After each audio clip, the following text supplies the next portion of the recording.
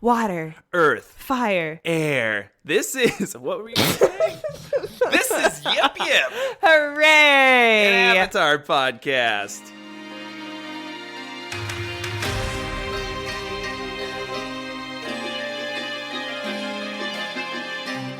One shaka. Why is this? What accent is that? One shaka. Just one shaka. Wait, he actually called it a Welker, like Frank Welker. Wait, how do they say it? Jeez. Hang loose is what they say instead of What shaka. does Black Panther always say? Wakanda forever. Thank you. What does he say? What? That is what he says. That is what he says. I'm sorry, I did not watch the whole movie. How have you not seen all of Black Panther yet? I'm sorry, I fell asleep. How? Oh my God. It was so slow. No, it's one of the, if not the best superhero movie. It had of all one of the time. best villains in it. Yes. Oh my God. We need to watch this. Okay, this is our next podcast is going to be us watching all of Black Panther in 10-minute increments. We're going to watch 10 minutes, and then we're going to watch... Are we listening to how the shaka sounds? That's why I was thinking. Does he say Wakanda forever? Does he say Shaka forever? I'm like, Washaka forever. What? Troy, we're about to watch the Avatar finale, the 4-part epic conclusion called Sozin's Comet. and that's the name of all 4 episodes is Sozin's Comet. Oh yeah, it's Part a 1, 4-part part 2, movie event. Yeah, part 1, 2, 2, and 3. So this is gonna be better than Star Wars. It better. It's gonna be like Phantom Menace and Attack of the Clones all wrapped into one little nugget. Oh no, not those ones. Okay, what's gonna happen? Well, there's a conspiracy theory going on that the finale is actually just a dream. It is, yeah. No. We're gonna find out the whole series is a dream. Aang's still in the iceberg. He's still in the iceberg. Yeah. Yes, just hanging out with Appa. We actually find out Aang's in a time loop, and so the series ends with him going back into an iceberg, and then Aang and Aang and Sokka find him, and then the final shot of the show is the beam of light coming out of the iceberg again, and then we start it all over. Oh man, That's what the Avatar cycle is. It's just Aang reliving this terrible, terrible 10-month process over and over again. That doesn't surprise me. I mean, what else does 2020 have to throw at us? It's gonna be this. Oh man. So Troy, get your comet ready. After all these months, all this hard work, Here we are. just How does it feel? Just for an excruciating time loop. How does it feel to be this close to the end? We put in our work. We've done our time. I'm excited. Let's do this. I'll be rooting for Ozai. Ah, Troy!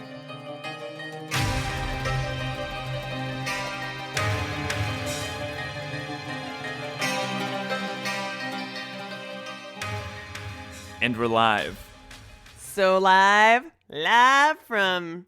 New York! Wait, no, we No, are not in New York. You liar. Live from the Oregon coast. Except for we did tell someone we were from the coast one time. He was more inland in the valley of Oregon. Yeah, wasn't he in Corvallis? It was in Albany. Well, And we're like, oh, we're from the coast. And he's like, we told him like what town it was. And his response was, that's not the coast. yeah, he was like, well, you're not on the beach. And we said, yeah, we didn't say we live on the beach. We said we live on the coast. Like, I could ride my bike to the ocean and probably not break a sweat. I live on the coast. Anyway. Do you know who else lives on the coast? Who? The Fire Nation and the Water Tribes. They live on the coast. Seems a They little. I don't know. It seems a little ironic for where the Fire Nation lives. Like, 'cause it's a volcano? No, because Because you don't want them to be by water. Because they don't want to be by water. They're an archipelago, man. I guess so. They're yin and yang. Guys, friends, listeners, compadres, esteemed rivals, we've done it. We just finished the 4-part series finale, Sozin's Comet. Oh, woo! Yay! Hercules! Oh, I heard cookies, and I was like, Cookies! yeah. Well, we know where Katie's mind's at. Cookies and Hercules. Okay. How about Hercules' cookies? Are we in a weird space? Yes. I think we're hungry. Are we all hungry? Best part is we haven't even introduced ourselves yet. Yeah. Take it away, I'm- Sarah. I'm T. Roy. Okay, T-Roy. Take it away, Sarah. I'm KT. Take it away, Sarah. Okay, did Sarah not get the invitation? Who are you? Sarah. Sarah. I guess I'm Sarah. I'm Sarah. Little Sarah. It's me, Little Sarah, a.k.a. Less. Lil Sarah. It's my rap name from 1994 to 1998. It And was, only took podcasters a whole podcast season to find out your name is really Little Sarah. Yeah. Surprise, guys. This is the main plot twist. It's me. One season? And this has been a long season. Yeah. It's like 20. This is episode 28, I think. I don't know any other podcasters that put their whole season through a pandemic. Nobody has introduced me yet. You can introduce yourself, Sarah. Someone give me a little alley-oop. Someone hype me up. I need a hype man. Boo. That's not a. That's That's the not a opposite of a hype man. All right, and now, welcome to the mic is... It's me, Jordan. Let the games begin. No, sorry, I totally ruined it for you. What? No, Let why the let the games games begin? begin. Well, actually, the game is Troy and I are gonna get. Wait, sorry. Ladies and gentlemen, it's time for Jordan. It's time for Jordan. It's me. I'm right here. Sozin's Comet Part 1. I'm sorry, I was kind of rooting for Fire Lord Ozai. How many shows make the bad guy come out as a winner? I don't know. A I few. mean, probably some. I think Lord of the Rings. Yeah, Also, the bad guy kind of is the. What are you looking at? Oh my god, we have like a cobweb sticking up from our computer. Yeah, you do. Yeah, it's not good. I don't know what that has to do with Avatar: The Last Airbender, Katie. Unless we're talking about Aang's comment about when a spider fly gets So we caught in were its own continuously web. No, watching it's the- fine, Troy. Yeah. You take it away. Hell yeah, we were watching the finale for so long that a cobweb just formed over the computer during that time. Yeah, we've been watching it for 4 years. Okay, moving on. What did you say that you were rooting? He's rootin' tootin'. Rooting for, Written and a tuning. rooting for. I don't know. I don't actually believe you're rooting for Ozai. I call baloney. Did Yeah, I agree. Not ham? you say ham? Yeah, I call ham. Okay. What'd I you call say? straight up pork belly on that. Pork loin. Okay, Troy, Yes. His name's pork loin. you've watched it all. What was the finale like? Let's hear your thoughts. Not It's like, surprised. I wasn't surprised at all. 10. I knew Katara would come out on top. Wow. I guess Okay, you did. moving on. No, God, just so many emotions and expressions and Just say it. reactions. Just say What it are all. What are your an instant reactions to Use it? some words. What emotion is coursing through those veins? Tear jerking in every way of the sense. Do you mean tear bending? I think tear is what bending? you mean. There you go. Why was it tear jerking bending? You jerk bender. I don't think you were tear jerk. What? What? What? Troy Okay. wasn't tear bending. No. Jordan and I were like sobbing, which was special. It was like my tears were shooting out of my eye, like off my cheek, which I'm like, what is happening? What? Yeah. Yeah. Okay, no, I love watching Katie cry, and I'm really sad I didn't catch that. You know, it's like a weird little thing he's into. He's like, oh, yeah. All right, Katie. What were the tear bending moments for you? Many moments. And Good diplomatic answer. the sad part is we just watched this, 2 weeks ago? And I could like anticipate all the moments from like, okay, look away from the screen, take a deep breath. You don't need to go down this path. And I just kept. Look Jordan in the eyes while the tears streamed down my face. But I think because you were crying, that wasn't helping me either. I didn't cry. So as soon as Iroh and Zuko meet up again and they give each other a big old hug, the screen cuts to black. I see Jordan's reflection in the TV and he has to wipe away a tear. So I call BS on you, Oh, buddy. yeah. No, we're like holding hands. Jordan's kind of shaking. We're like sharing this very intense. No, it is an intense moment. Why? Because forgiveness, and obviously just Zuko has a lot of guilt and not a lot of self-love going on probably, and just feeling really bad about how their relationship or where it was at, and he felt like he had ruined his relationship with his uncle or his old grandpa or whatever You creepy grandpa. or June says. Yeah. I think forgiveness is really powerful, and I think that was a wonderful moment.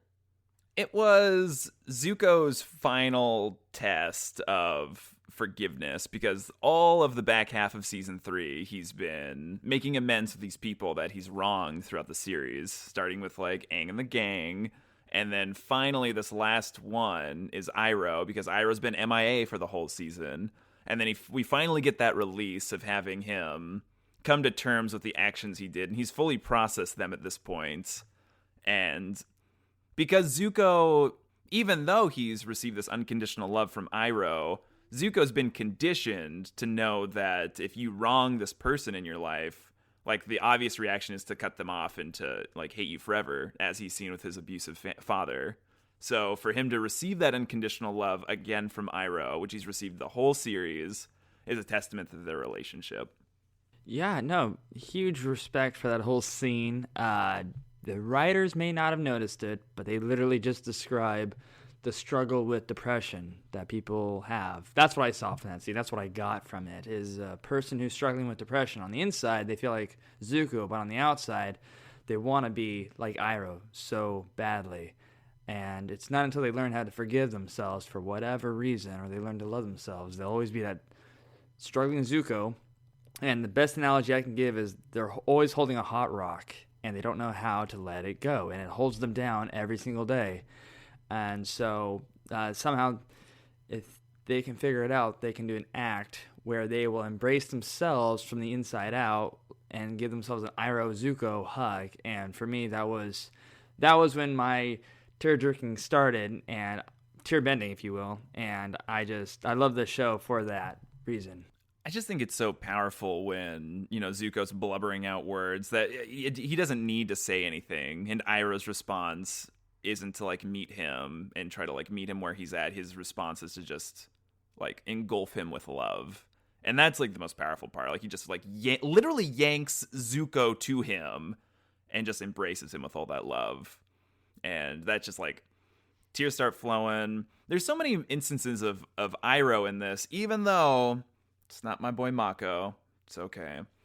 But just when we take Iroh's character and the journey that we know he's been on, like it's just so powerful that he is so centered that he knows that it's not his place to take over the Fire Nation, and it's not his place to help fight his brother. And he's very wise in doing that, I think. But man, every time Iroh talks about reconquering Ba Sing Se in like the name of like freedom and love and peace, I'm gone. Like I'm sobbing. And then when he says I'm going to reconquer my tea shop and play Pai Sho every day, done. Like I can't. It's so good. You said you can't, but you did. I did. We made it through it together, man. Honestly, the Caesars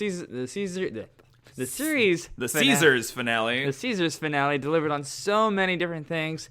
The one thing I've always been bummed about for the last 2 seasons is that Aang did not go into full-on Avatar state and just maneuver all 4 elements simultaneously. That's what I've been waiting for. So today, it was just right here, right now. Right here, right now.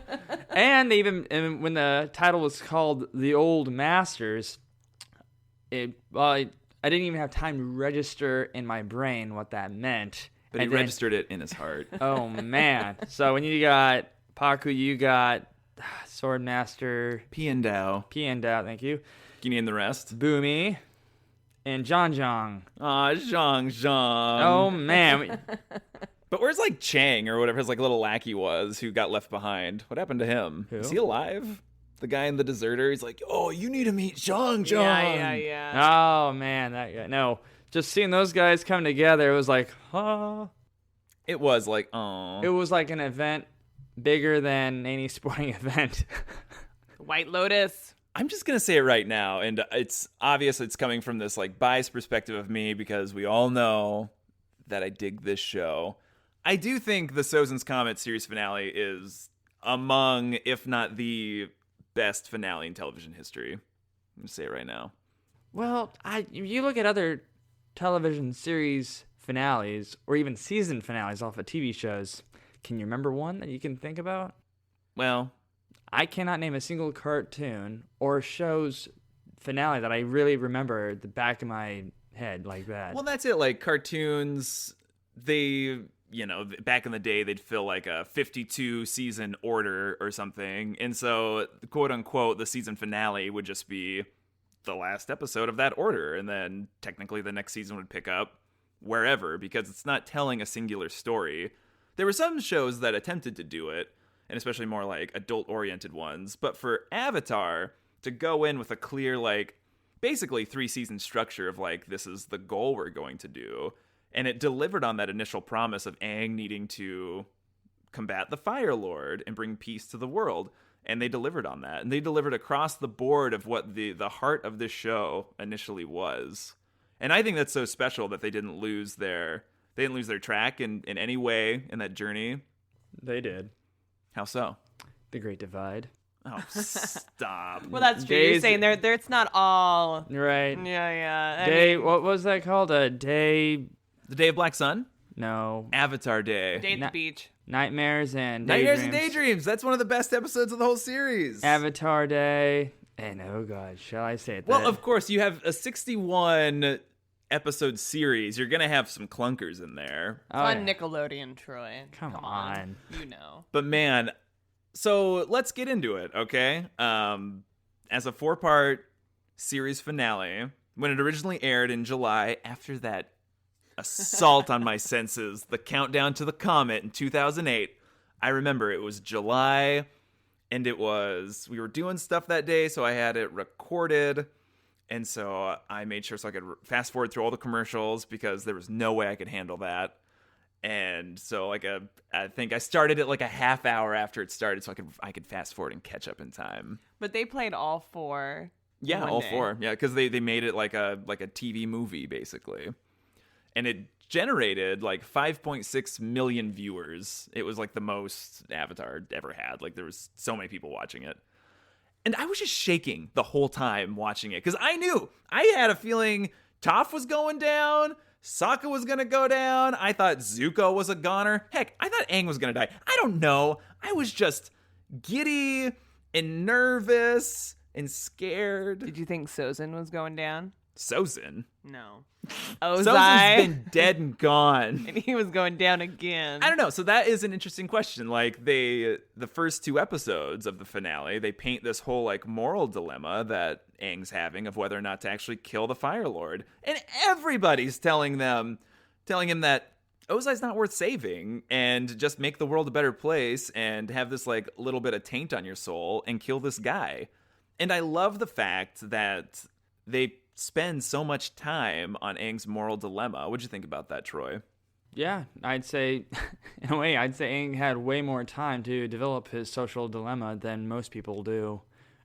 Because a lot of us in life, I feel like we're just hit with that situation whenever it comes upon us, and we have to think within like 2 to 3 minutes if we get that much time. Whereas Aang got 3 to 5 days, and I love how he knew it was coming, and he had to question all of his past lives. Like, he literally had, like, hundreds of lives to go back on and ask one by one, and none of them were the answers that he was seeking. That's pretty deep for a 13-year-old monk to deal with.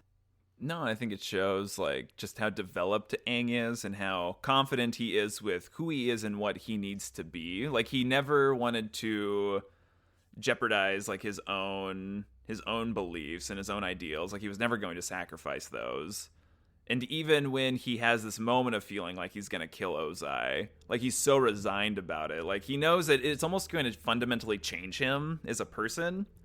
And I do think it's really interesting, going back to the Old Masters episode, where we get, like, that double meaning of what the Old Masters are. The Old Masters as in who taught our friends, but then the Old Masters as in Aang's old lives. Mm-hmm. And so you have both of these entities coming in. And I do appreciate that each of the 4 past avatars kind of gave Aang a little bit of advice, but it's also interesting considering that all of these avatars, they're coming at Aang from potentially like around the time when they died, and so they're fully realized, they're adults, and they're just all world weary, and they're all pretty jaded, I felt, because of whatever they experienced like in their lives. But I did appreciate that Roku gave Aang the advice to be decisive. Kyoshi, I really liked Kyoshi's like only justice will bring peace. Kuruk encouraging Aang to actively shape his own destiny and the destiny of the world. But Yang Chen's was interesting, like the woman, female, air nomad avatar that we meet. You know, she's very resigned to the fact, like, she's very separated from her identity as an air nomad versus her identity as the avatar, where Aang is not. Aang is like, I am an air nomad first, and I'm avatar second. But he probably connects to it and sticks to it more because he's the only one left. Yeah. You know, where it's like, I have to represent my people who are no longer with us. And also commenting about the masters. You don't think they were talking about the lion turtle also? Oh, I definitely think they're also talking about the lion turtle. Good call. Speaking about the lion turtle, one of the notes that I took for once is who voiced the lion turtle? That is Kevin Michael Richardson. What's his background? He has appeared in the series once before as Haru's dad. Okay. He's also the guy who's like Captain Gantu in Lilo and Stitch. He's have a prolific voice career. I met him at Emerald City Comic Con, made him laugh. He signed my diary. Oh, that's the guy? Yeah. Okay. So interesting about the lion turtle is they had this concept, and they pepper it throughout the series of the lion turtle. Like you get images of it in, I think, the library. I think Zhao. I think there's like some reference to it. And then at Piandao's place in Sokka's master, he has sculptures of lion turtles around. And then the idea of the lion turtle is that it's the most ancient, eldest, wise creature in the world. And they're the first benders, kind of. Like, they bestowed, like, the bending powers to people. And the lion turtle, unfortunately, Bryan Konietzko, the co-creator, he was never happy with how the final result was in the episode. Again, I'm going to say he's never said it, but I'm assuming because it was moi animation, like they couldn't quite make what they wanted. Because I think Bryan had a very specific idea about the lion turtle being this enormous creature that was so big that it literally had to be a background. Like it couldn't be like animated as a character. And I don't think that was quite conveyed to the animators, and it never really happened. And so that's been like the thing that he's never really been happy about, is how the lion turtle turned out. Yeah. That's like some nuts and bolts kind of stuff. Okay. But I do like the lion turtle's quote that he says to Aang that we hear later on about how the true mind can weather all the lies and illusions without being lost. The true heart can touch the poison of hatred without being harmed. And then he talks about, since beginningless time, like darkness exists in the void, but it always yields to purifying light. And that's so deep. And I miss it all the time. And so this time I actually had to like write it down. I was like, okay, this is what he's saying. And I like processed it. Okay, well, how does break it down? No, Break you had it all down. this time to process. And I hope you mean by all this time to process, I hope you mean 12 years since it appeared. I mean, we are taught throughout the show that the avatars are all the all-knowing people of the history of the world. And then when the sea lion turtle was just like, before the era of the avatar, I was like, whoa, there's an era before the avatar? Right. I was like, well, now. So, I don't know. In my mind, Aang finally got the advice that he needed from a lion turtle than he did from all the other avatars. That's deep. That is true, that the answers he was seeking wasn't from someone who was tied to the world, but was kind of like removed from it in a way. Yeah. And this is the first time I've like watched it and thought about this, is that like the lion turtle being sent to Aang, it almost feels like the spirit world, or like the spirit of the world, was almost intervening this time, because they show up to help Aang out in his time of anguish.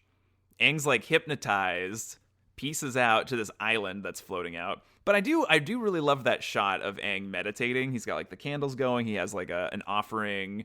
That's like a really beautiful shot for me while he's like pondering what to do. And then it feels like the spirit world's intervening, because he gets on the lion turtle. The lion turtle gives him a moment to just kind of like contemplate what he needs to do.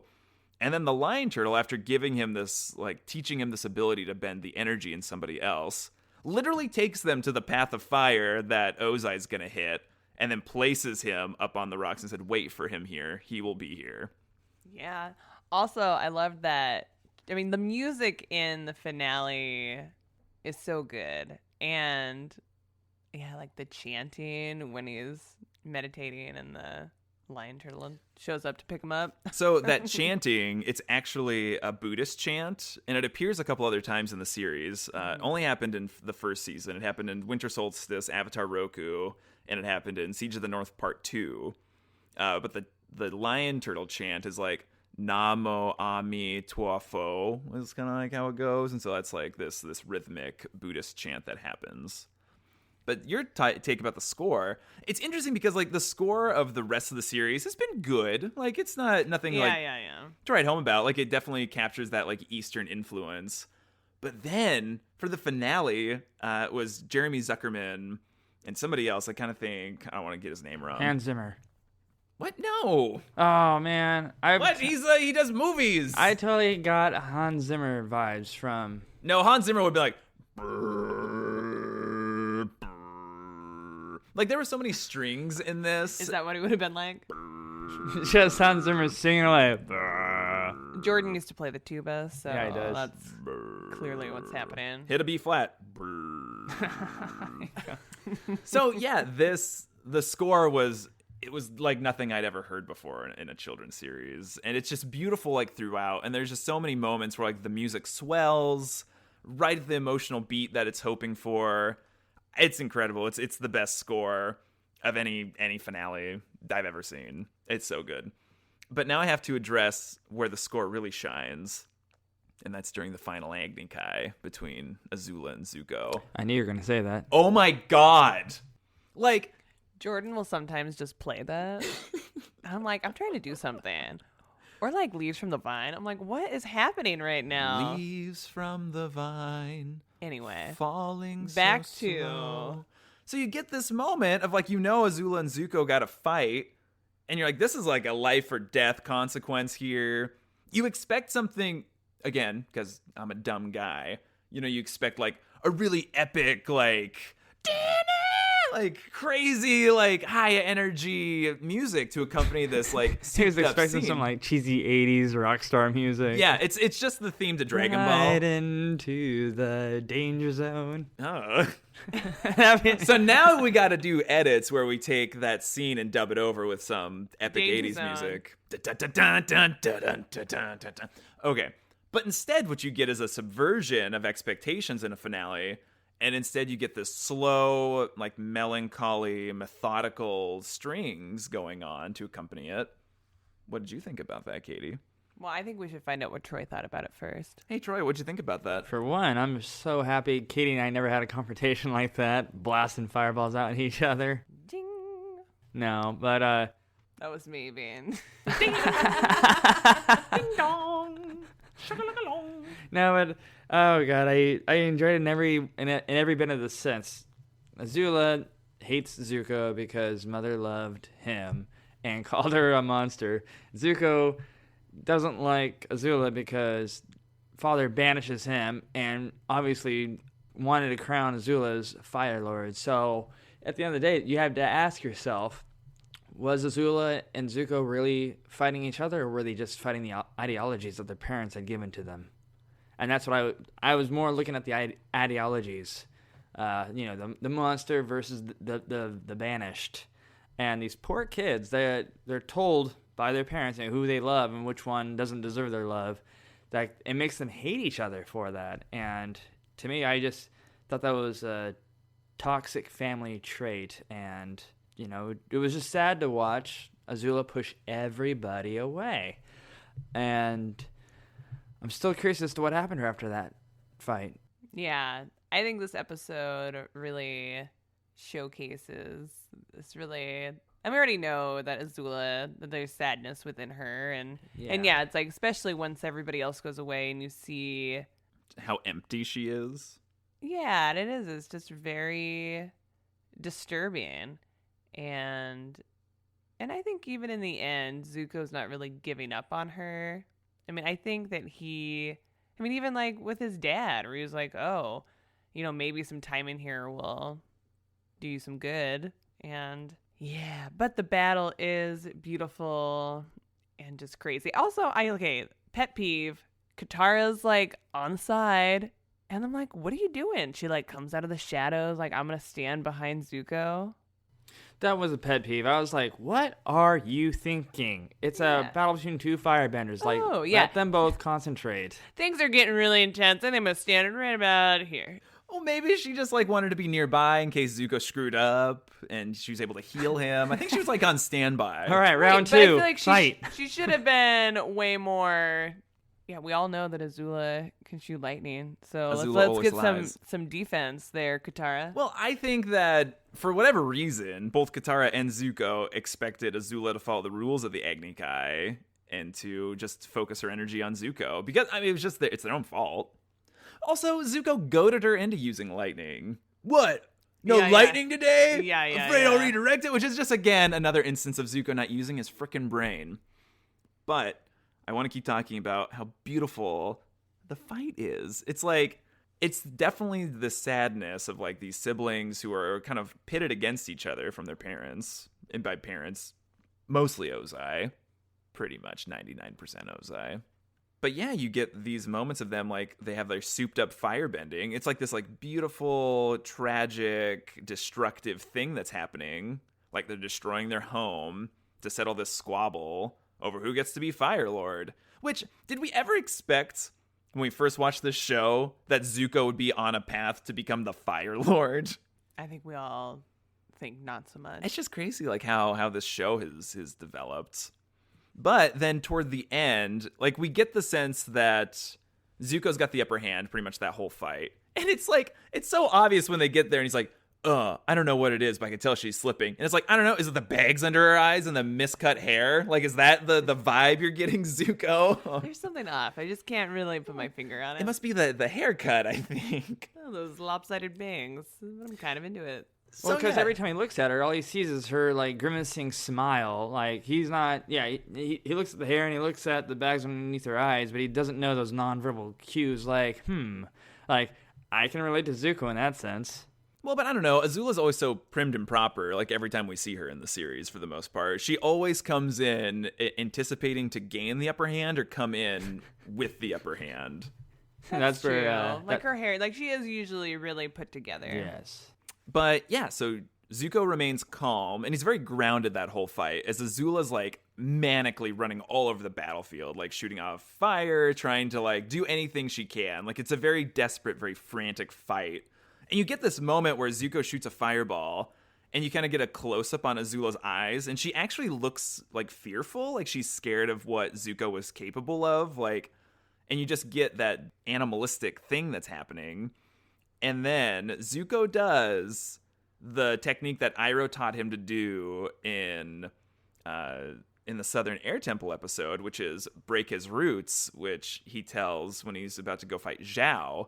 And so right before he knocks Azula off her like balance, he does like this like little breakdancey thing that Zuko always does, and it's the technique that he's used throughout the series to get the upper hand. So he breaks her roots, and she falls, and so he wins that fight that way by doing this thing that Iroh taught him.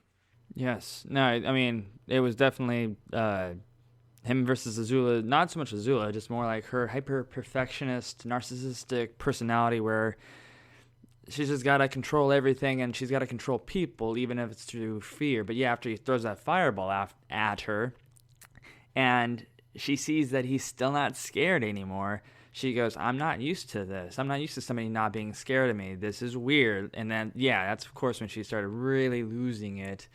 And then lines up the shot at Zuko at the last second, aims it at Katara.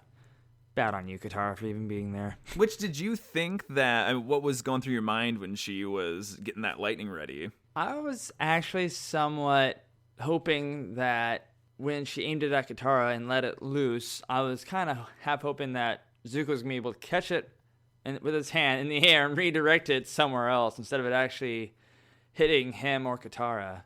But then he ends up taking it himself, and I'm like, whoop, he might be a goner. Yeah, I mean, you definitely get that vibe. Like, but it's interesting. It didn't dawn on me until several other times I'd watched this that the lightning does get like shot out of his body through his chest. Like that's that scene where they kind of like pull out of the caldera and you see the lightning shoot out. I always thought that was like Azula, but I didn't realize it was like the lightning being discharged from Zuko's body. Now let's talk about that scar that Zuko now has, because now Azula is responsible for scars on both Aang and Zuko. Aang on his back and Zuko on his chest. And so it's really interesting that the Zuko and Aang parallels keep going, where we get Azula causing these like horrific lightning-induced scars on both sides of their body, which I think is really interesting. Also, I don't know how Zuko would have really taken Azula down. I mean, so thankfully, Zuko was down. Katara had to step up. Zuko couldn't interfere. You know, yeah, would you think about Katara putting the chains around Azula and Yeah. scene. The more I think about that scene, I'm like, well, how else do you get? I'm sure the writers had to like list out their ways of putting Azula down, and they're like, death, nope, scratch, that's not gonna work. What else? Well, we can take away her firebending. How? Aang's not anywhere there around. They don't even know that it even exists at that point to take away some of his bending skills. All right, we can capture her. Okay, well, how do you capture her? And then they probably had to think of like, well, maybe there's a chain and some water nearby. So I just, it's one of those, it's what happens in a show when they have to get from point A to point B, but they're not sure, and then they realize it's not point A to point B. It's actually point A through all the way through, until they get to Z. I do think Azula probably could have escaped those chains, especially being powered by the comet. Like, she probably could have supercharged, like, the heat in her hands to, like, break the metal. I don't know. I'm just saying. She was not in her right mind. The bags under her eyes really did signify, like, no, she's worn out, she's burnt out. I mean, it's really disturbing to listen to Azula's, like, anguish in that scene. She's thrashing about, and it's, like, very sad, and it's... that she's had some like a mental snap. And where do you think that started? I think as soon as she felt that she was losing control, and you could say that when May and Ty Lee kind of, turned on her or whatever, I mean, that was pivotal. But I mean, it probably was even before that. And yeah, like the fact that she didn't get to go with her dad, like their plan, and that was like a big blow to her ego. Yeah, I mean, that was interesting. And I'm curious, like, how she actually felt about Zuko leaving when he faced his father during the Day of Black Sun. Like, if she expected that, or if it was actually kind of a blow that Zuko left and kind of it betrayed them. But yeah, it is interesting, because I think a lot of people point to May and Ty Lee betraying her is, like, that first crack really happening. Because, yeah, I mean, they physically, like, take her down... These two people that she's like wrapped around herself, like the only two confidants she has. Exactly. It's like her big support. And when your support goes away, and your foundation. And yeah, you're definitely right about this blow to her ego. Like she had her own sense of betrayal from Ozai leaving her behind with her, quote unquote, her idea to burn the Earth Kingdom to the ground, which yikes. And so that brings us back to the parallels to the first time Sozin's comet came around, the fact that the Fire Nation wanted to use the destructive power of this comet to enact genocide on another culture. And so now we have history repeating itself, and this time Aang is again in a position to save an entire race of people, like he had the first time the comet came around. And so he had this moment of like, he's faced with the exact same dilemma as when he ran away 100 years ago, is do you stay and fight or do you run away from your problems? And so I'm curious if history was a little different, if 100 years ago Aang decided to take the time to go to the Eastern Air Temple where he was supposed to be sent and be trained in learning the elements, if he could have had enough time to gain enough power to where he could have thwarted Sozin when they tried to fight the fire, when they used the comet to take out the air nomads. It's an interesting idea. And so this time it's like the world's like destiny shifts back to Aang for Aang to finally get his chance to fully redeem himself to stop the Fire Nation from enacting genocide on the Earth Kingdom. Exactly. That's what it's all about. Yeah. Okay. My last note, I took 2 notes. You took 2 notes? Wow, Troy. Over 4 episodes? That's a note every 2 episodes. Well, these are the 2 biggest questions to my mind that I knew I was going to forget if I didn't type them down. Toph, come on, man. She can bend earth. She can bend metal. Can't bend trees. She can bend sand, but she can't bend wood. I have the biggest problem with that. That makes no sense to me. Troy, I just think we need to really go back to basics with what the foundation of earthbending is. Like, metal and wood aren't similar. No, but they... Sand and trees are also not similar. I do want to note, though, that Toph did struggle with with sand bending in season 2. And now she's been working on it, and now she can create a fully functioning replica of the inner ring of Ba Sing Se. Her kids better be able to bend wood. Wood benders. But why? It would be water, Troy. Water benders would be able to bend wood because as we see, Hugh in the swamp is bending vines. Vines and trees are more similar than a rock and a tree. Troy. I don't know. Water courses through a tree. Rocks do not course through a tree. Wait, was this the only question? That was the only. Or it was like a statement. That was the note? That was the note. Why can Toph bend rocks, metal, and sand, but not wood? Good God, man. Okay, wait. What about when Sokka's like, I feel like he did a way better job kind of making sure that Toph was protected. Was gonna like protected and not gonna fall off the ship when they were like taking everybody down. And when she turns into Iron Man and is like taking everybody out. Dump. Knocks down that door. Were you into her wrapping herself in the door?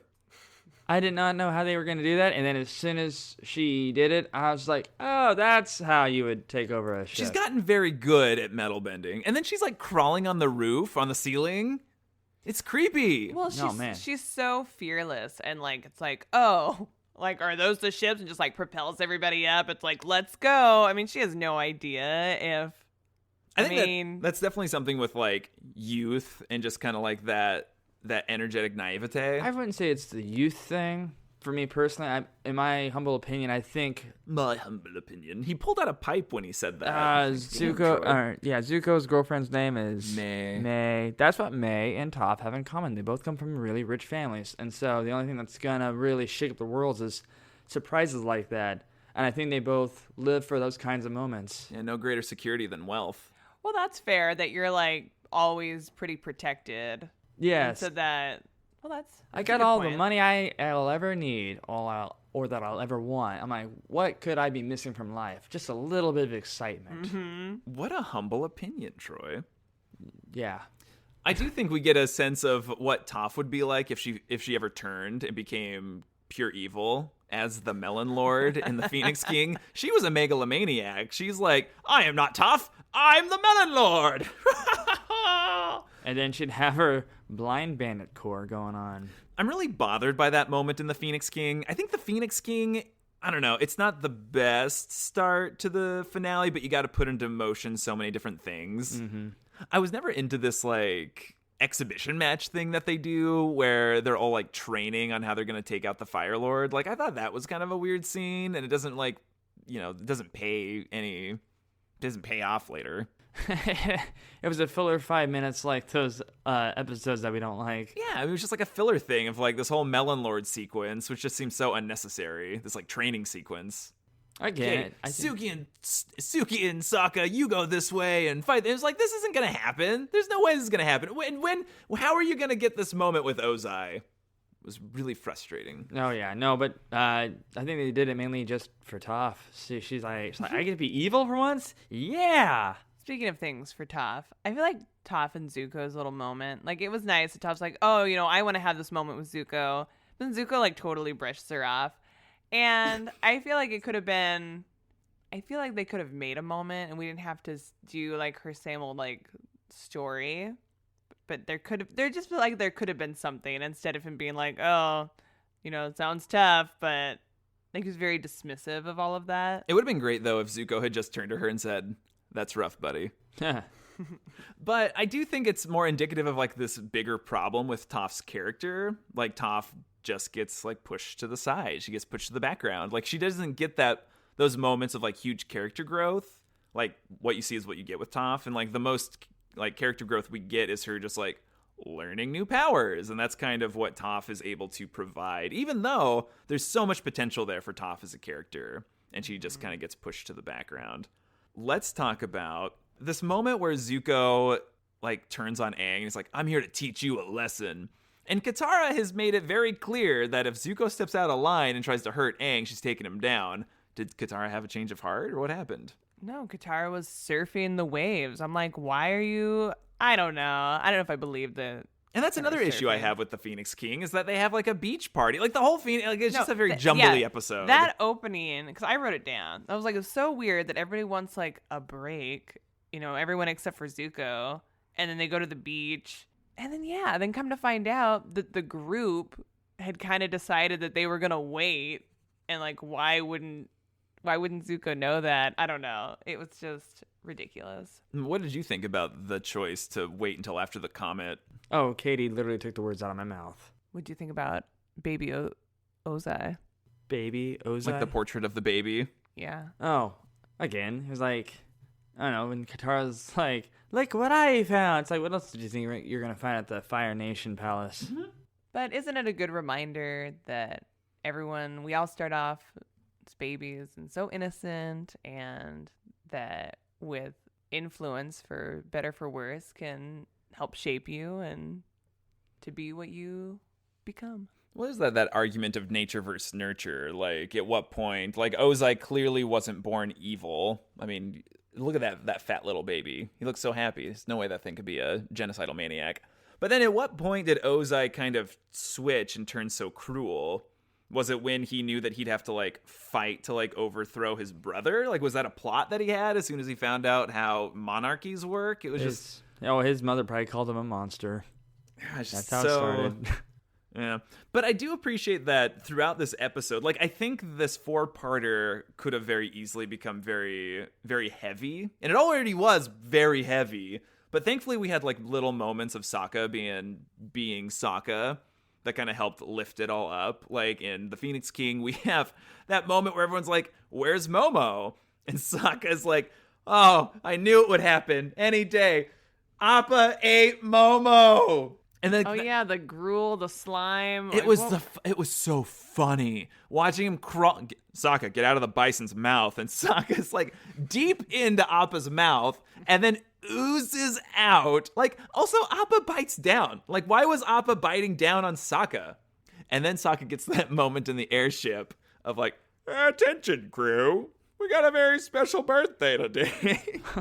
And it's just so dumb. It's like that dumb humor that Avatar's so good at with Sokka. That was a clear Marvel moment when Marvel's in their most, I don't know, prestigious fights. Most marvelous. Most marvelous. And they have to sneak in a joke just to ease the tension just a little bit. Whose birthday is it today?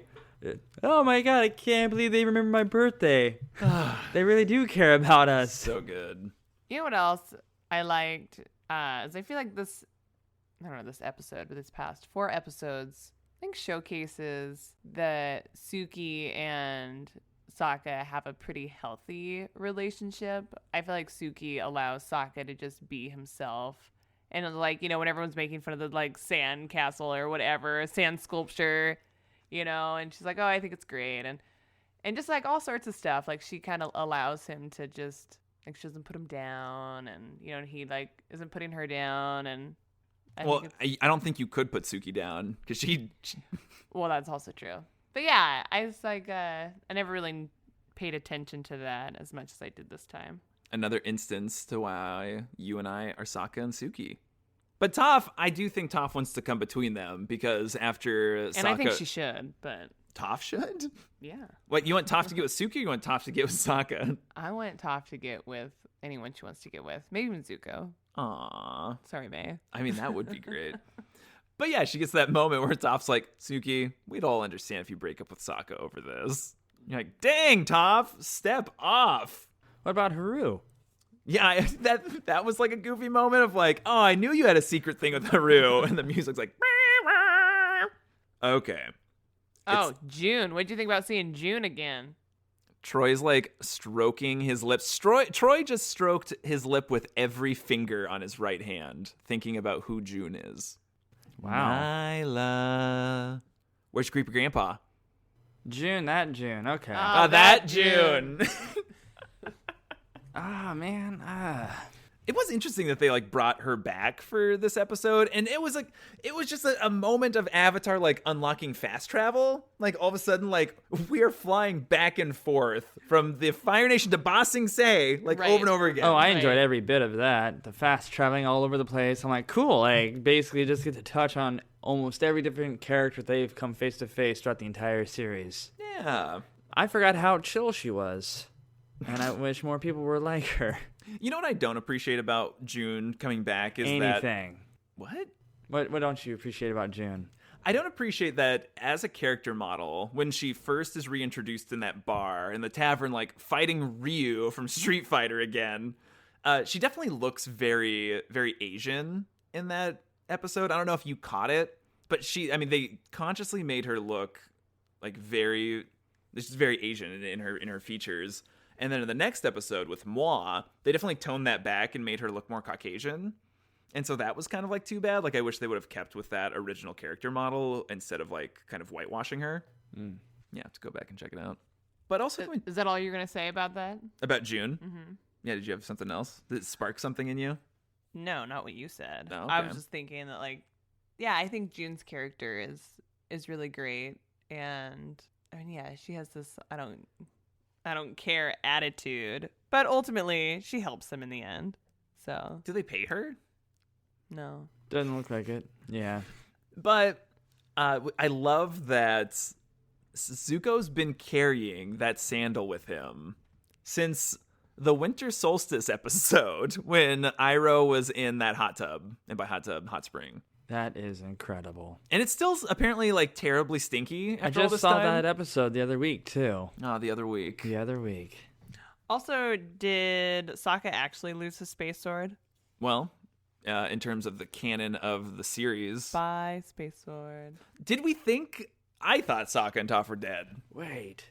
Wait. Before we move on, my My third note. dude, my third note. Yeah. Bending. Good, Sokka. Very good. Very resourceful. Right in my eyes.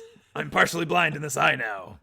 June, the June part when That June. when Sokka goes, wait, is that the same lady that? No, With the giant mole. yeah, nope, she's the one that helped me hunt down you guys in the Avatar, or maybe Sokka said that, and Sokka goes, what? Zuko says, yep, back in the good old days. And Zuko sounds like genuinely like he's nostalgic for that time. He's like, right. oh yeah, back when I could chase Aang. Free. I don't know why. Freedom. That was probably the best entrance to any other past foes that they could have done. Back to Space Sword. Goodbye, there's- Space Sword. That moment is like, it's so heavy. Like, we left Suki. We think Suki maybe is dead. Like, she's a goner. It's unexpectedly tear-bending. Yeah, they've had this like kamikaze moment with the airship of like airship slicing them all, and then you have this instance like Sokka's been protecting Toph this whole time. Like he's been guiding her when she's like tried to walk off the top of the airship, and then he throws himself on top of her when like the debris is falling, and then yeah, he makes sure that he can grab her and keep her safe when they fall, and then Sokka's able to save them with Boomerang. Boomerang's gone, the true hero of the series. And then, yeah. And then he says, "This is it, Toph," and then she's like crying. Yeah. Oh my God. Was there any moment, Troy, when you thought Sokka and Toph were going down? No. Fine. Katie? Yeah, and I knew they weren't, but I was like, "Oh, they're dying But it's now." It's so emotional. You're like, oh my God, they're going to fall, or they're going to be like fricasseed or something. Yeah, but it's like for the cause. Yeah. No, I didn't. I was 18 years old when this came out, a fresh 18-year-old. I was a new man. And yeah, I thought anybody was up for grabs. I didn't think anybody was safe. Happy 18th birthday. You're going to see Toph about to fall. Yeah, can you imagine if Toph fell to her death? No wonder you were shaking. Yeah. And sweating. It was very and emotional. tear-bending all at the same I'm sweating time. right now. I got to take my shirt off. Hold on. Also, I liked Iroh's pep talk to the group and just everyone's own destinies and how to be a support. And I liked that the White Lotus was defending Ba Sing Se. And like that was really nice to see all of them in action, I thought. And to get like confirmation that all of these old masters were serving like a higher cause than like just teaching these kids like a skill or just defending their nation, that they've all been a part of the secret society. Well, I mean, it's also like, yes, I love my country, but I care more about this world. Mm-hmm. And I do think that's a lesson that more people should take to heart, that maybe nationalism isn't quite the way to go, and maybe we should keep the ideals of peace and love throughout the world. And it's just so powerful when Iroh talks about having a vision as a boy of conquering Ba Sing Se. And so with the trajectory his life was on, he took that as, oh, this vision is me conquering in the name of my country. And then turns out destiny has a funny way of thinking, in that Iroh's destiny was to liberate it from the Fire Nation. And there was a moment where I think I first watched it wishing that Iroh was dishing out a little more damage, but Iroh's very subdued in the whole episode. He does do like the giant fire blast that takes out the outer wall in one hit, something that took him like hundreds of days before. And then you get this very symbolic moment of him standing alone at the palace and then shoots like a single like fireball to burn that tapestry. What'd you think about Azula? What? Being cray-cray? Looking in the mirror, thinking she sees her mom, and that kind of back and forth.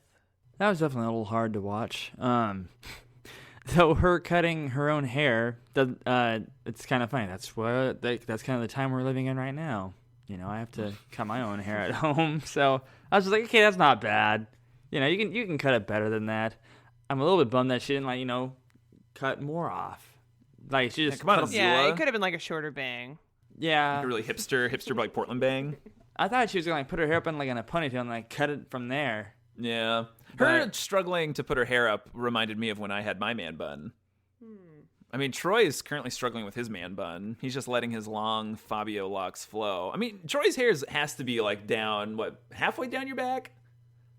Anyway, so she sees It's in her braids mom. right now.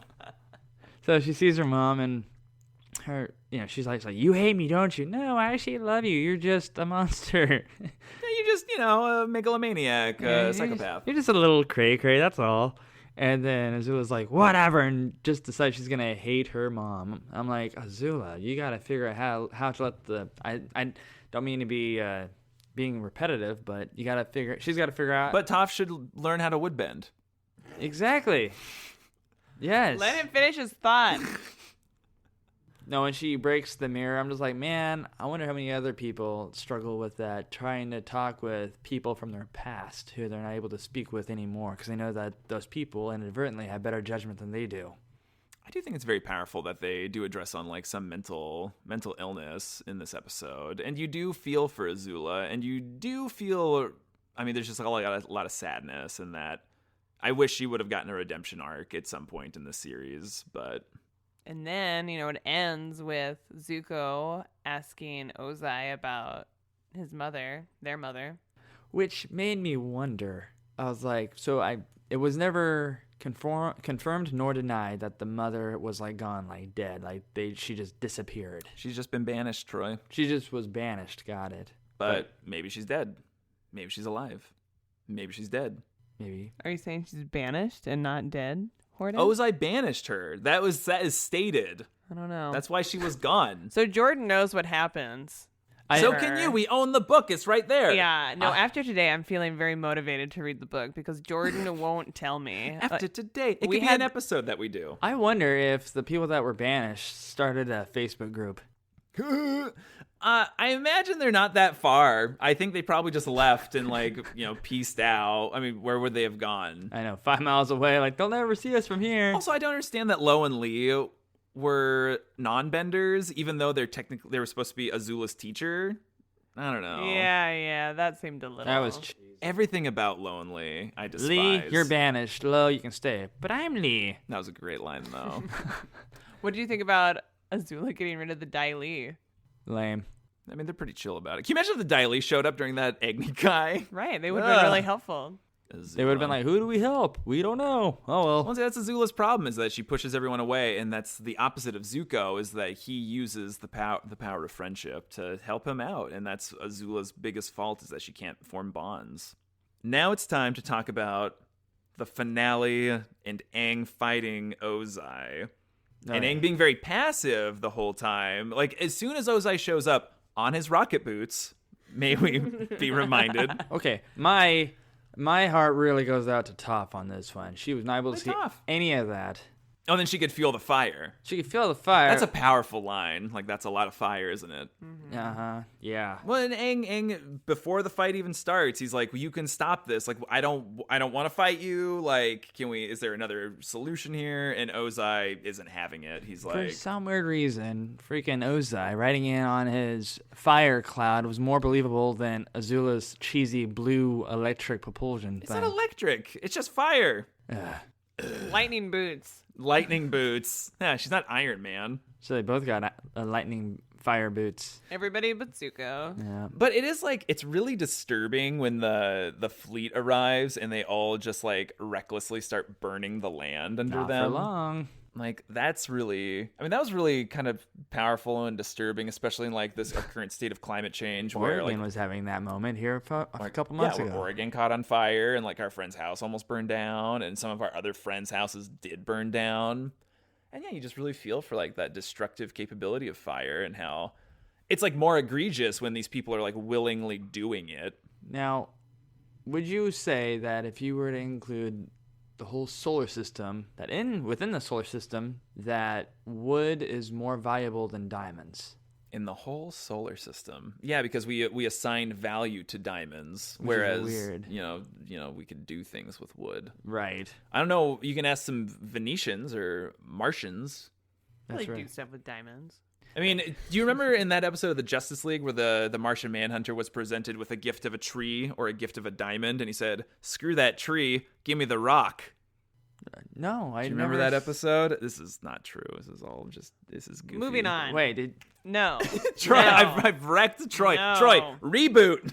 Okay, we're No. talking about fire boots zooming over. And Aang's like, let's go, No, but no, not really. But Fire Boots is quick change. He Wait. sees Oh, Aang. yeah. Ah. Like, disrobes. I'm like, whoa, dude. Have you ever tried firebending in a full cape, a cloak?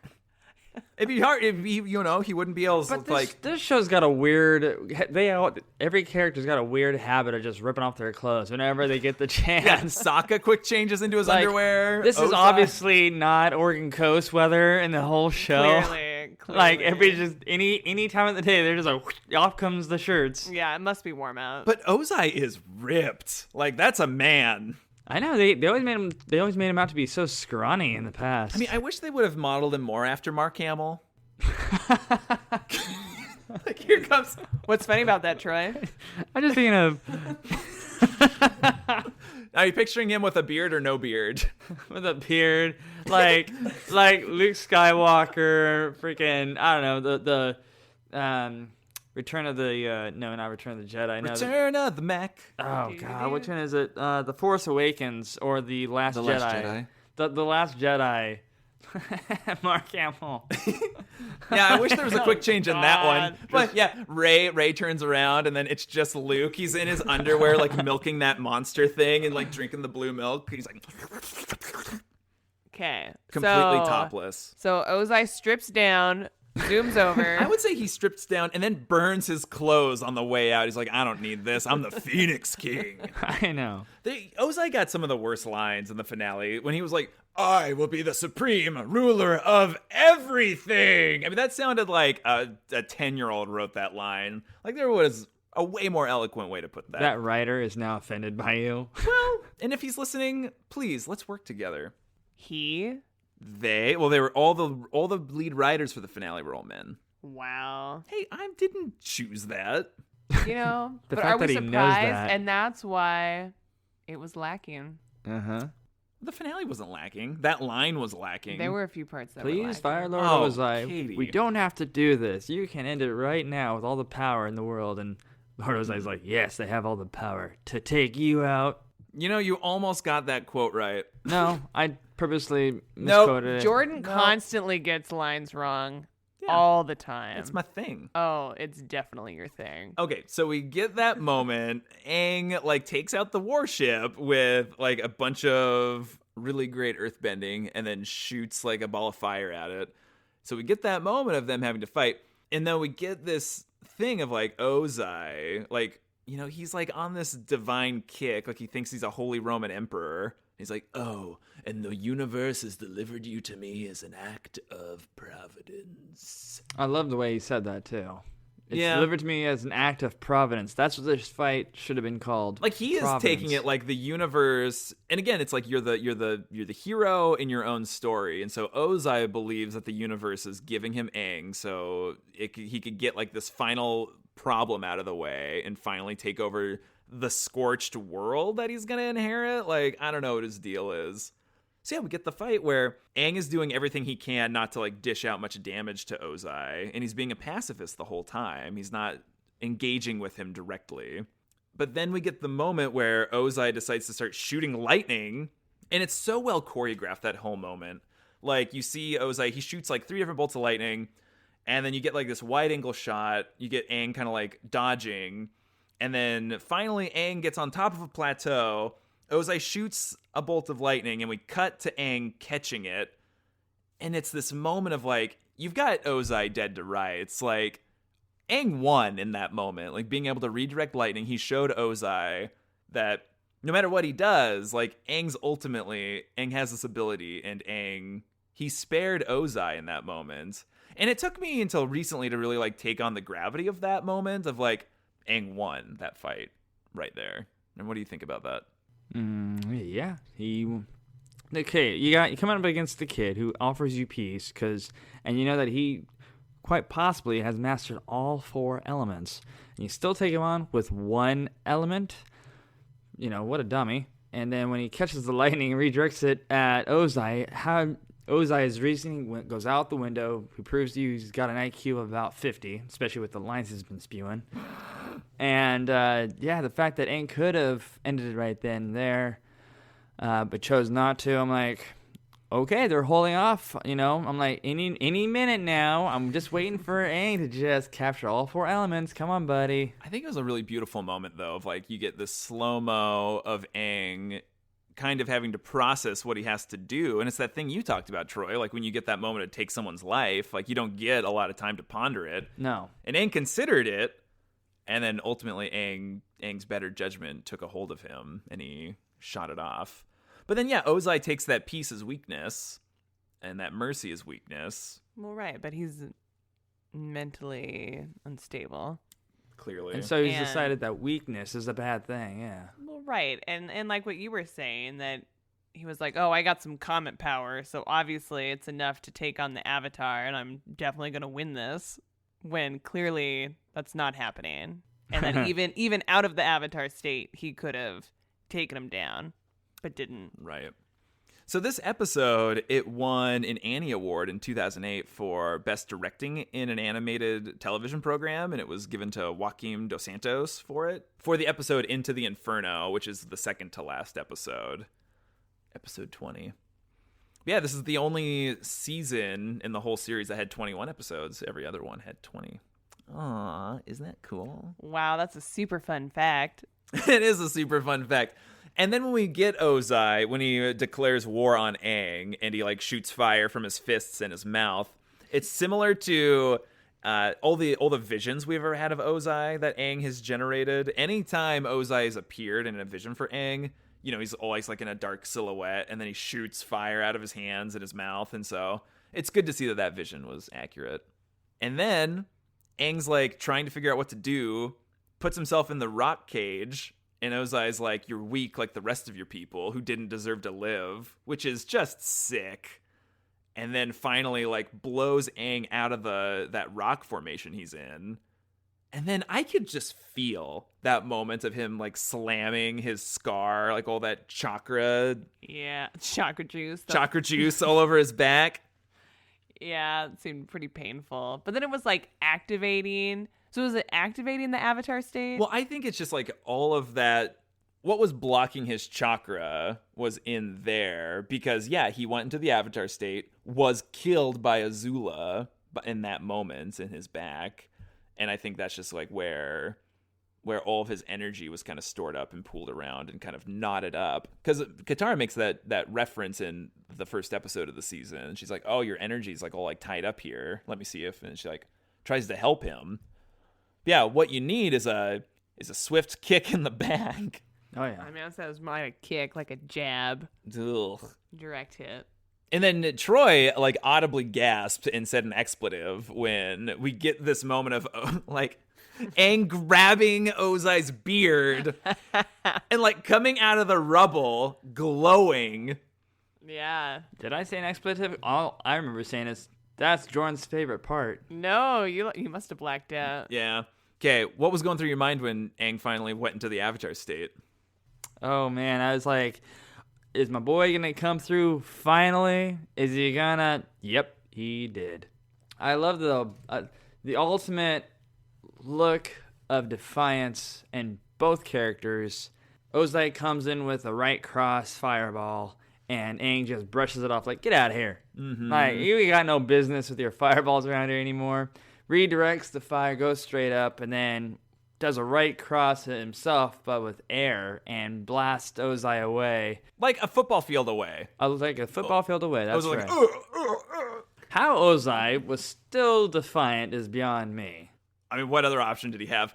Sorry, take backsies. Changed my He mind. totally had that option, but in his book, that's weakness. Weakness is bad. Well, we know that the Fire Nation Royals think it's sport to hunt a dragon. So I think for Ozai, this was like an extra challenge for him. He's like, no, I got this. And it's Sozin's Comet, so in his mind, he has all the power that he needs to take on the Avatar. But you get this moment of Ozai. Ozai tries to show a show of force by blowing his like fire breath, fist fire. So he's got like the 3 fireballs that he's like shooting out.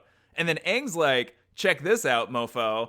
And then does 5, like he's shooting it out of his feet and his hands and his mouth, and then he wraps it all into his like hamster wheel of death and destruction. Oh, yes. Talk about dropping the mic, leveling one up on Ozai. I mean, that was like almost biblical. Like he's like moving the water, he's like bringing down columns. I mean, Aang is not happy in that moment. What would have made that any better is if Ozai looked at that and went, wow. But it was nice because I feel like Aang was in control. Right. Like he was aware of what was going on, and because I feel like sometimes in the Avatar state, it's like, whoa, he's had some crazy times, and he was not in control. Because that's like the point is like he's finally, because he has mastered the Avatar state with the help of Guru Patik, and then this was kind of like the last straw, and I love that the fact that last episode is called Avatar Aang. I think that's a super powerful way to have the series be ended, because he actually becomes a fully realized Avatar in that moment. He's mastered to some degree all 4 elements and can go into the Avatar state at will, as we've seen at the end, where he goes into the Avatar state to like rise the tide. Another thing that would have made the episode great, Avataring, is Ozai looks at this as like the next big challenge, and so he starts throwing fireballs. And it would have been hilarious had Aang had just hit every single one of Ozai's hits with, a different element. He slaps his hands with rocks, slaps the next hand with water, slaps the next foot with fire, and slaps the next one with like air. I don't know. It's really just be snapping Ozai with different elements. I don't know, but it's still delivered in its own way. Right, you're saying he could have been slapped around a little more. A little bit more slapstick, yes. Mm-hmm. I do appreciate that Aang, he gives Ozai several opportunities for mercy in the early parts of that fight. And then, once he goes into the Avatar state, he's like, I'm going to rough you up a bit. So let's tango, bud. And then just wallops on him the whole time, which is so satisfying. Especially, Aang does some, crazy things. He compacts those, boulders and then uses them as, ammunition, shoots them. Like a shotgun blast obliterates a football field of other rocks. And then that moment of, him shooting off a gust of wind that was so powerful it eroded a rock pillar. Oh, yeah. It was bananas. Ozai becomes a bug on a windshield moment. Gets hit with him. Gets hit with the funnel of wind. And I mean, Aang's been thinking if he loses, then the end game is he gets enveloped into a storm of fire. But it was kind of neat how they turned it around, and Ozai gets enveloped into a storm of wind. So what did you think about that moment where he kind of captures Ozai? Ozai's on his back, looking very frightened, and then Aang's floating over him in his hamster wheel and is like, Fire Lord Ozai, you and your forefathers have upset the balance of this world. And this, again, biblical, frightening Old Testament thing. And then he's like, later, I'ma kill you. judge, jury, executioner. Like, was there a moment where you thought that Aang was actually going to kill Ozai? I don't think you should be asking me. Yeah, I can. You've seen this show. Was there a moment in the past? Was there a moment did you think that Aang was going to kill him when he's like, he's got like basically his sword of all four elements he's going to bring down on Ozai? I mean, yeah. I mean, it seems like that could happen, but then you're like, we're on Nickelodeon. How can this happen? This is so dark. Yeah, no, I'm in the same boat. I'm just like, it would have been interesting had he actually finished off Ozai, but there's no way they could have gotten away with that in the show, honestly. The team that previews the show to make sure it's appropriate to air on TV, they never would have But you thought that Aang's character was capable of killing Ozai in that moment. I'm not talking about like business model. Like, you thought Aang could have finished him and would have done it. No, Aang just never had it in him. Never. Ever. Which is good. I don't think it should be in him. Genetically, spiritually, any kind of way, it's just there is not an ounce of kill in Aang, and that's what makes him such a great guy in this show. I mean, there's other ways he could have done it. He could have gone on with it and zapped Ozai's head really hard and turned him into like a double Zuko scar. Ugh. He could have, I don't know, just electrocuted Ozai to the point where Ozai finally says, mercy, mercy, mercy. But no, he did it in the best way he possibly could have. Just take away the firebending. Well, and take away his power, right? It's like the thing that he uses to oppress people and to abuse his children. Can I also just Right. add, they have the best music for Zuko versus Azula. They have the worst music I could have thought of for Ozai versus Aang. Why do you think it was the worst? I can't. I just the people just doing the high pitch like just They weren't singing. It was strings. those are strings. Yeah. I don't know why. I was expecting just as good of music for Ozai and Aang. I think it was good. I think it was good in a different way. It was like this high tension moment and like scary, surreal, frightening. And I think it evoked those feelings. Like, I don't know what else would have been satisfying. Like, what kind of score would you have preferred for that moment? The same monk chant, but just I don't know, just like on a higher, more intense rhythm. But see, the emotional stakes were so different for Ozai versus Aang. Versus Zuko and Azula, like, that music is very appropriate for them when you evoke, like, the melancholy and the sadness of what's going on. I don't think Aang and Ozai would have deserved that unless they, like, had some sort of relationship and you were kind of turning on them. They Instead, kinda you're facing the big bad monster is what you're facing. Right. No, they've had like 100-year-old platonic relationship going on. Well, Aang doesn't have a relationship with Ozai. He's got a bad relationship with Ozai. Well, Ozai's not the one who killed his people. Yeah, It was no, his grandfather. I don't know. Just there was the way they just brought the notes up really high. It's just like that's just I don't know. To me, that just sounded like crap. What do you think, Katie? I can't even remember the song. Well, it's like Or the the whole time it's music. like it's just like it's high strings. Okay, Like, let's hear it. it's not like that at all. Okay, well, I'm not sure. We'll have to So- come back to that. And then, so what would have happened when Aang grabs Fire Lord Ozai and they both do their eyes light from their eyes and the mouth straight upward, and then you see the red engulfing not only Ozai but most of Aang? Like, what would have happened to Aang had he been fully encompassed in the red? Well, the lion turtle said that if your spirit was corruptible, that you would be consumed and destroyed. And so I'm assuming, like, I don't know if it would have bent Aang's bending away or if Aang would have been sacrificing, like, his spirit and Aang would have just been killed. Like, his spirit would have been destroyed by Ozai. But yeah, that was a really interesting moment. And we get the sense again that Toph is one of the most important characters in this because Aang again gives Ozai mercy and then turns his back to him. But then Ozai, of course, is not going to take that and so decides that he's going to try to kill Aang. And then you get this really wonderful moment of like seeing how Toph sees. And so Aang's able to use that technique of vibration sensing and use it to take Ozai out. And so at this point, Aang's like, you've literally left me no choice. Like, you're too dangerous. I can't kill you. You won't stop. This is what we're going to do. Yeah, and it's like it engulfs like his arms, and I enjoyed that.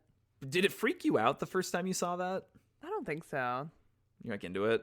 Yeah. Like, yeah, melt away your body, turn into energy. No, just some classic restraint. I like how Ozai and Azula... Oh, no. I was talking about when they, like, melted and he, like, Oh, transforms. that? Oh, man. Yeah, Oh. not that part. Oh. I enjoyed the part that both Azula and Ozai both get restrained in a very similar way. On their knees, That's hands true. behind their back. That's the only way to restrain these people that have, quite frankly, lost their minds. They've gotten so power drunk that they don't know what to do with it, and they just are truly corrupted. Did you pick up this moment, like, after Aang kind of binds Ozai? There's that moment of Ozai, like, takes a big breath and he shoots fire out of his mouth to Aang, but Aang anticipates it and, like, blows it back with air, and then he does the, like, forehead heart thing. Oh, I did not see that part. Yeah, it was, and again, it took me several times to watch, like, pick up on that little detail. But yeah, I mean, Aang is like, I'm no fool. I got you. But there's a lot of questions about this ability that the lion turtle gives to Aang, or teaches him how to do, is like energy bending. So what was your take on this energy bending scene? Where it totally reminds me of acupuncturists and how they'll try to, put different, needles in your body, which are totally painless, by It's the probably way. more like acupressure. Acupressure, yes. And I don't know, when the sea lion turtle did that, Just lion turtle. when that lion turtle did that, it really did set up the show for another series. And you're gonna have mind benders in that series, and oh man, so you got, it was just so much in so little time. I was like, wow. Yeah, the fact that Aang realized he had the power to take away somebody's bending if he really did not like them, and, instead of having to be judge, jury, executioner. Well, I mean, I don't think it's like necessarily you don't like them. I think Aang was like, well, my only option here is to remove your bending. I don't think Aang's going to be walking around being like, boop, your bending's gone. Boop, your bending's gone. Boop, your bending's gone. No, that's what I got from it, though. This also begs the question, like, can Aang bestow bending on people? Can this work in reverse? Can he walk up to Sokka and be like, boom, Sokka, earthbender, have fun? Do they talk about this in the books? No. Not that I've seen. I've only read 2 of them. 2.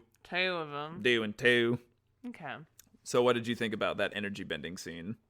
Yeah, I think it's powerful. I think that Aang, specifically the Avatar, if they are the balance or to restore balance, yeah, it makes sense to like take away someone's bending if they are a threat, and I think that's a way better way to go versus killing someone. And so it's a very surprising moment. I mean, were you surprised, Troy, that that's what happened in the end?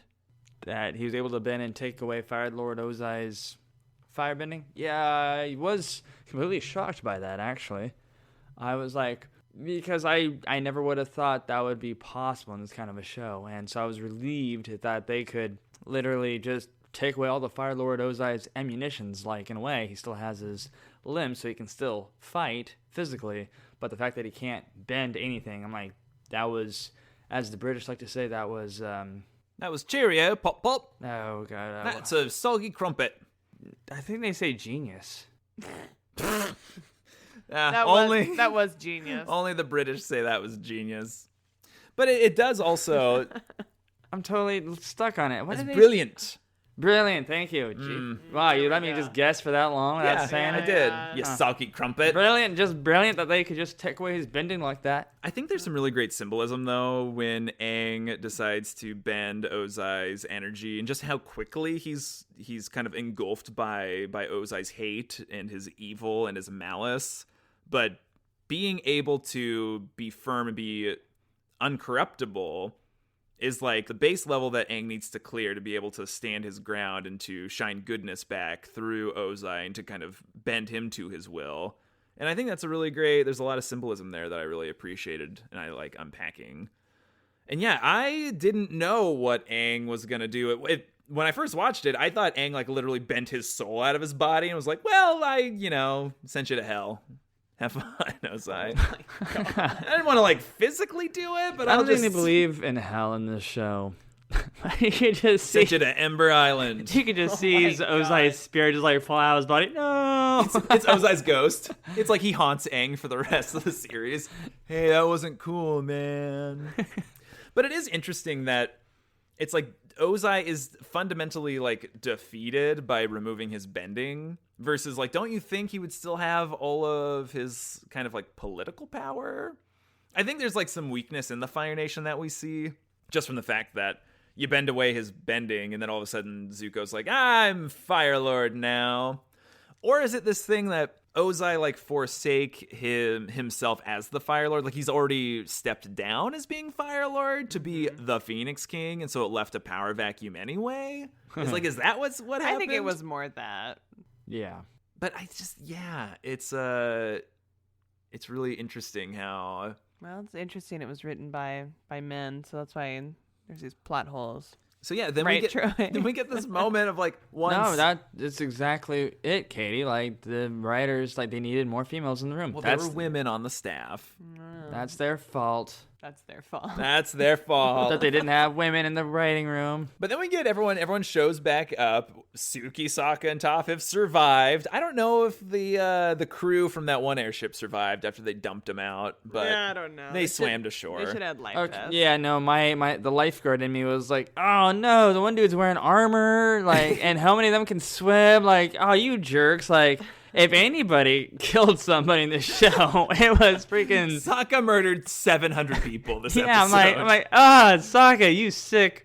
And they say Ozai's terrible. One guy's birthday. Yeah, that was that guy's birthday, and he killed him. No, they all swam to shore. Everyone's fine. They weren't right. struggling. So the crew shows back up. Suki's like, "Did you kill him?" And Ozai's like, "I'm still alive." And they're just like cracking jokes about him, like while he's like just chilling. He's got like a bad hangover going on. Yeah, and then I don't know if you guys noticed this. He like collapses and then he's drooling. Like Ozai's laying his face, his tongue is out, his eyes are kind of bulged up. What? And he's drooling. It was almost like when Appa ate Sokka and then spit him back out. That's how much saliva was coming out of Ozai's mouth. Maybe it was a throwback. So this show has got a weird fetish for like oral stuff, Drool? whether it's This drooling. show's got a weird fetish for oral stuff. Are you talking about Jet's wheat? Jet's wheat, Appa's drool, Ozai's drool, Sokka's drool. I mean, how many people have drooled in this series? I think you named them all. Foam guy, foam with the mouth Foam guy. and mouth guy. Okay, I want to talk about Foam with the Mouth guy. No, you don't. At the very end, where Zuko and Aang are coming out, they're like addressing the crowd, and they're like, "This war's finally over." And we pan out to the audience. We see everyone like cheering. Can you imagine the opportunity lost of not having Foam with the Mouth guy there, going, "Oh, oh, oh"? Can you imagine? It would have been so much better if Foam Kick with it the up Mouth a guy notch. showed Have him and his whole family doing it. Oh God! And then it catches everybody in the audience. Sokka's like, oh, oh, ah! And they do, and then they go down. Okay. Moving And on. then, wait, come on now. It pans out, and guess who's in the front row of Earth Kingdom? The boulder. The Swamp Guys. All the guys without a uniform are in front row. Yeah, well, I mean, you gotta have him in view. That was pretty special. But I thought it was so powerful when we get Zuko coming out and addressing Aang. And we see Aang, and he's wearing like these yellow robes, and he's wearing like a necklace that looks very much like Monkey Atso's. And just Aang like looks really good. He's like ready to like come into his own as the Avatar in that moment. And it's this great callback and reversal to how Sozin and Roku were, how they started out as friends and then became mortal enemies. And then you have Zuko and Aang, where they started out as mortal enemies, kind of where Sozin and Roku left off. And then they've built this bond, and now Zuko and Aang are both admitting that they're friends. And Aang even... And shared a hug. They shared a hug, and I started tear bending. That was a nice moment. That's right. It was a beautiful moment. And then they come out. That's right. And then we finally, Zuko's finally able to make good on all these promises he's made throughout the series. He's like, we're actually going to usher in this era of peace and love and the Fire Nation. We're done with this war. Like, let's move on. Like, this is over. And it's like, it's an amazing end to the series. And I don't think the beginning of the show reflects like how powerful that moment is. Like, you're like, oh, like this kid's got to defeat the Fire Nation. He's been there for 100 years. And it's so powerful and it's so good. And it just makes me really happy. I'm so sorry I gave up on Zuko for all of season 2. Is this a formal apology? Yes. Wait, Finally. what about May? Were you surprised to see her at the end? I was. Yeah, okay. her uncle pulled strings to get her out of prison, not like Zuko. Zuko was never like, hey, is May okay? Ty Lee bonded with the other girls in prison That's Hilarious. pretty during the special. Kyoshi War. And we're going to be best friends. I don't know why I didn't see that coming. Like, she totally fits in with the Kyoshi warriors. She was born to be a warrior. Aw. That's right. So, and then the last we see of Iroh is, I think it was Zuko who gave him a nice cup of hot tea. Yeah, and he's like, my belly's not that big anymore. I've really trimmed down. And then he rips off his robe, showing his rippling six-pack. So an interesting thing, apparently Ozai was only Fire Lord for 6 years, which is an interesting idea when we think about it.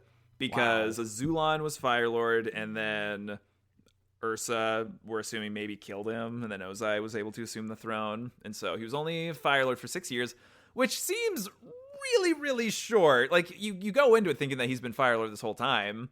And yeah, he, according to series lore, had the shortest reign of any Fire Lord, which is very satisfying. So he basically served 1.5 terms for a U.S. president. No, he was a senator. He served 1 term as a senator. Oh, gotcha. That's what he got. So I do want to end this with the fact that the very last word of the show is perfect. What? Yeah, That's the awesome. last word spoken in Avatar: The Last Airbender I'm is not perfect. surprised Who that you says caught it? on to that.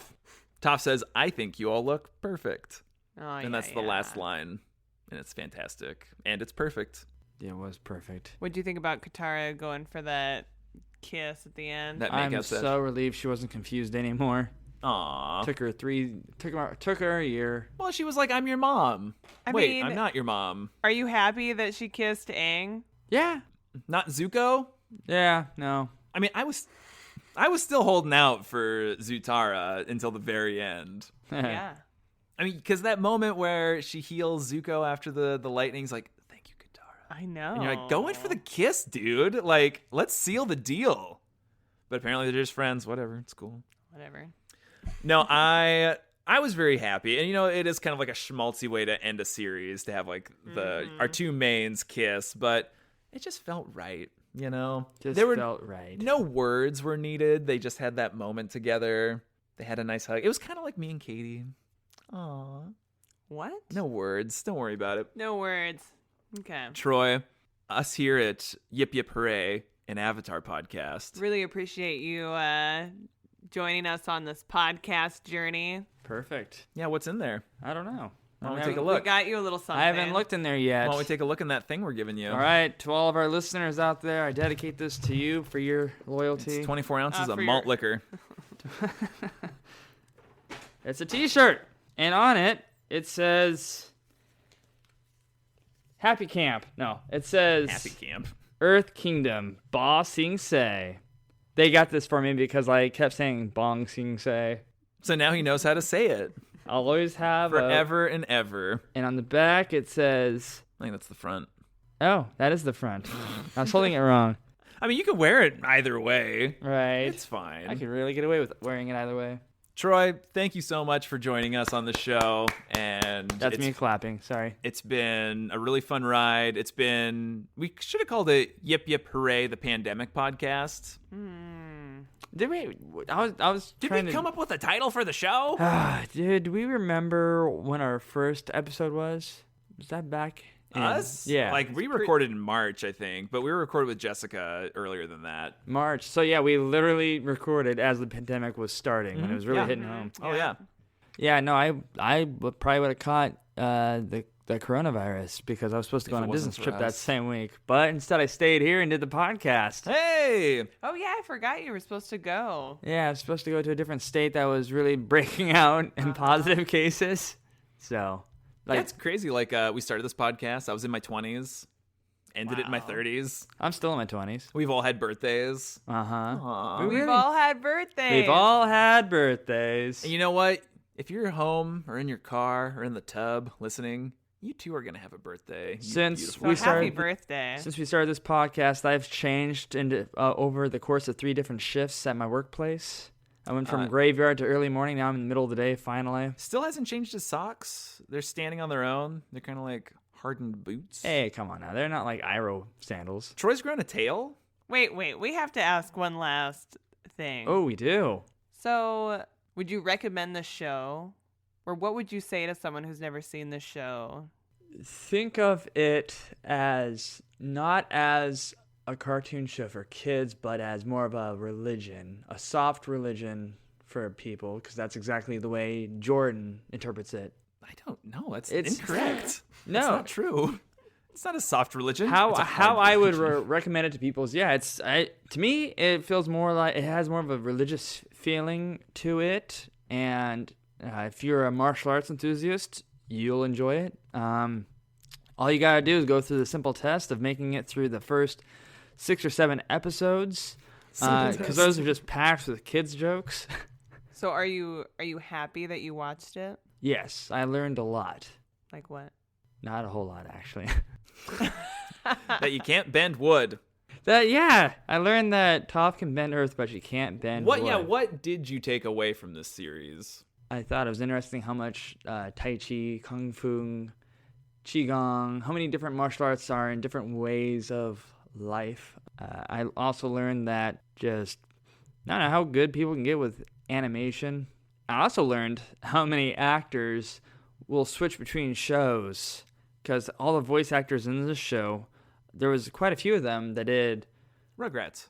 voice acting in numerous other shows, Cartoon Network and Nickelodeon, and movies that I've seen, and they just blew me away. Yeah, like the guy who does Zuko, he's been in a movie called Hook, and he's not Peter Pan, but he's Rufio.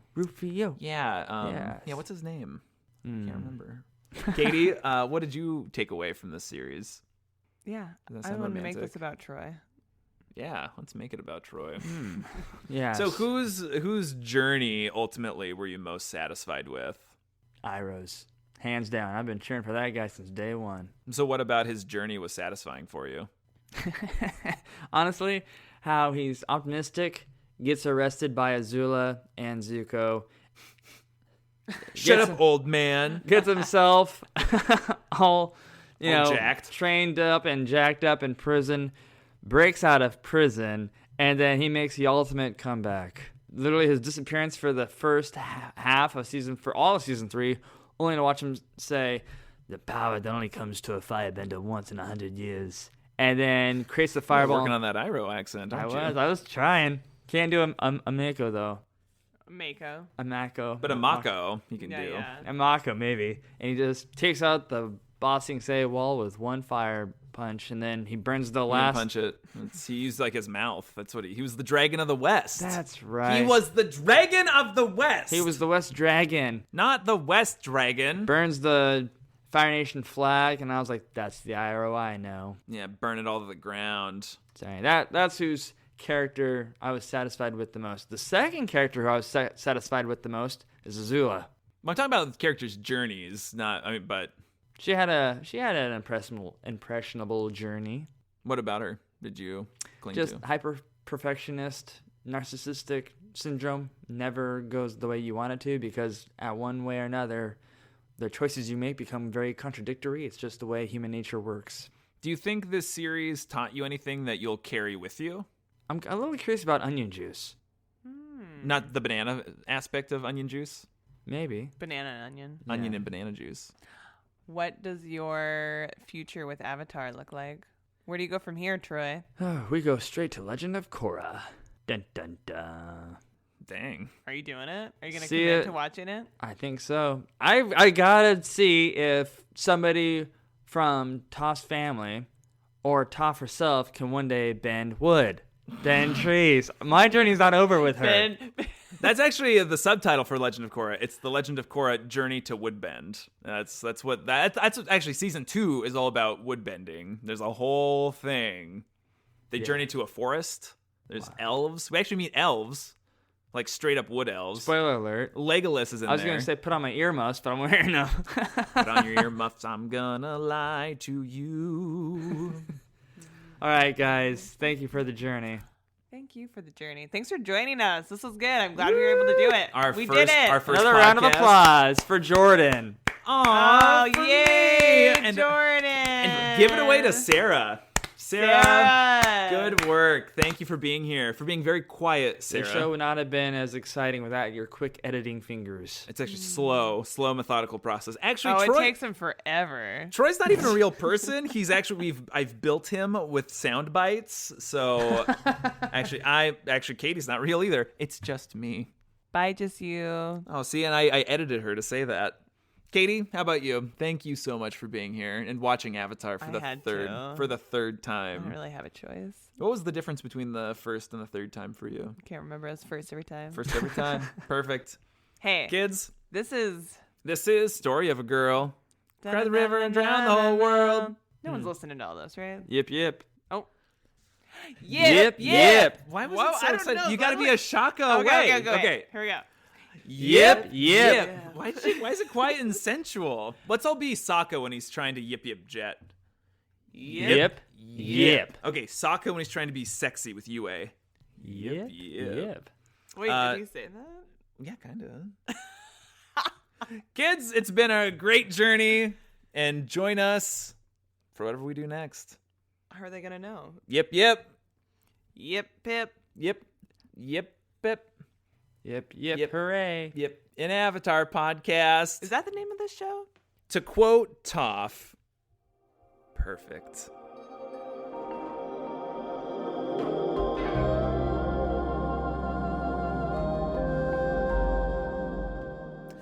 Vocal warm-up. Ooh, you guys have a complete book of card games. Wait, what was Troy's vocal warm-up? It was like, wait, what'd you say? If the blue lightning from the show was a sound, that was my interpretation of it. I don't know if that would be the sound. It'd be like... Pew, pew, pew. Yeah.